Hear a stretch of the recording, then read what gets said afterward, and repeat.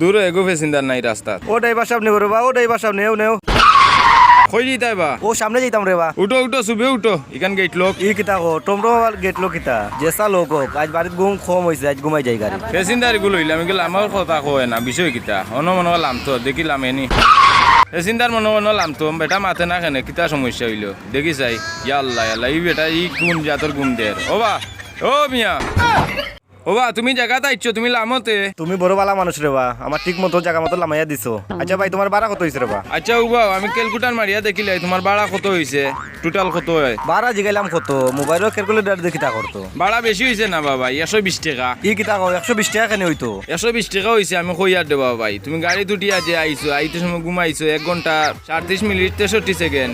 তোমার ঘুমর ভাড়া হইলে 100 টাকা, আর তোমার ভাড়া হইলো 20 টাকা।